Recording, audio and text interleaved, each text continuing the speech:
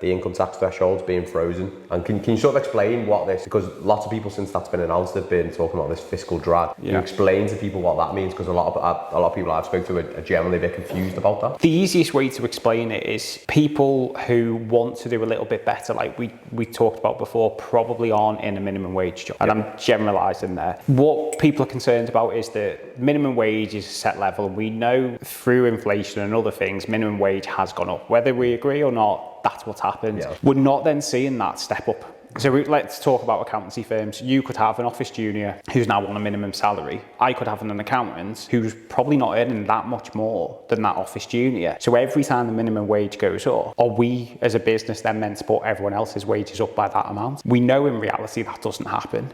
And what we're doing is basically essentially closing the gap between lower paid earners and higher paid earners. So the bottom level is just coming higher. Yeah, so again, let's go back years ago and go, right, minimum wage was 12 grand and you might have had an accountant on 25. Well, this 12 grand now might be 25 and that accountant might be on 30. And they've had the increase, but is that in line? And a lot of people are saying to me now, what is the point in doing these qualifications, going to university and getting debt, wasting my time, putting in additional time to job, career, education, whatever it may be, to not have that gap extended? Yet the country won't be able to afford it. We're going to end up paying more tax because we've got the landlord tax, the dividend tax, we've got the salary sacrifice, and then now we're freezing these rates. So okay, they may get an increase, but still effectively it's a pay decrease from where they were years ago, and we're freezing tax rates. So your salary is going to go up and you're going to pay a bit more tax.